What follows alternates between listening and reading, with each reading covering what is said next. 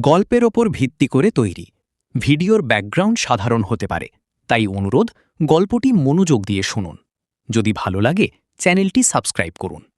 একটি ছোট গ্রামে বাস করত এক যুবক, নাম তার আব্দুল্লাহ।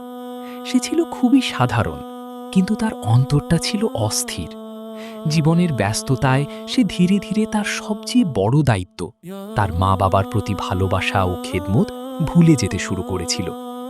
বাবা ছিলেন বৃদ্ধ, অসুস্থ শরীর নিয়ে কষ্ট করে দিন কাটাতেন, আর মা সারা দিন ছেলের জন্য দোয়া করতেন, চোখে অশ্রু নিয়ে আল্লাহর কাছে সন্তানের হেদায়াত চাইতেন। একদিন আব্দুল্লাহ মসজিদে গেল।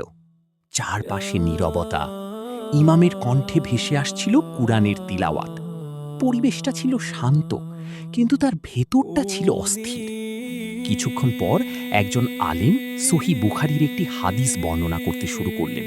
তিনি বললেন, রাসূলুল্লাহ সাল্লাল্লাহু আলাইহি ওয়াসাল্লাম বলেছেন, যে ব্যক্তি আল্লাহর সন্তুষ্টি চায় সে যেন তার পিতামাতার সন্তুষ্টি অর্জন করে, আর যে তাদেরকে কষ্ট দেয় সে আল্লাহকেও কষ্ট দেয়। কথাগুলো যেন আব্দুল্লাহর হৃদয়ে বজ্রপাতের মতো আঘাত করল।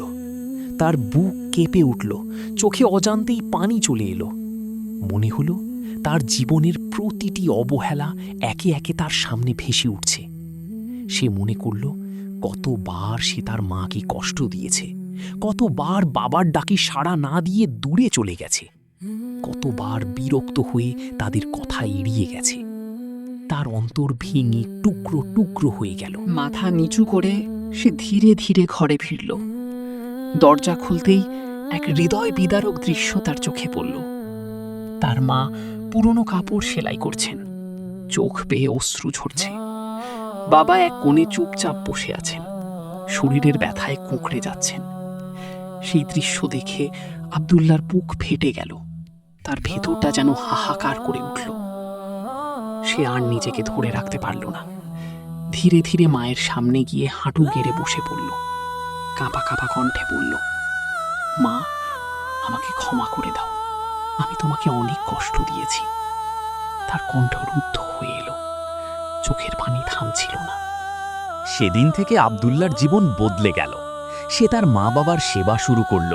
সকালে উঠে তাদের খাবার দিত, ওষুধ খাওয়াতো, রাতে তাদের পাশে বসে গল্প করত। তাদের প্রতিটি দোয়া সে হৃদয়ে ধারণ করত। ধীরে ধীরে তার জীবনে নেমে এলো এক অদ্ভুত শান্তি, এক অজানা প্রশান্তি। ওর কেঁপে উঠল। সে বুঝতে পারল সে এতদিন কত বড় ভুলের মধ্যে ছিল। জান্নাত দূরে কোথাও নয়, তার নিজের মায়ের সন্তুষ্টিতেই লুকিয়ে আছে। সেই দিন থেকে আব্দুল্লাহ দৃঢ় প্রতিজ্ঞা করল, সে আর কখনো তার মা বাবাকে কষ্ট দেবে না। সে জানে পিতামাতার ভালোবাসা আর সন্তুষ্টি আল্লাহর রহমতের সবচেয়ে কাছের দরজা। আর সত্যি তার জীবন বদলে গেল।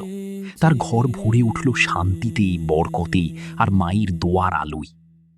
যদি এই গল্পটি আপনার হৃদয় স্পর্শ করে তাহলে এই চ্যানেলটি সাবস্ক্রাইব করুন। এমন আরও সুন্দর ও শিক্ষামূলক ইসলামিক গল্প পেতে আমাদের সাথেই থাকুন।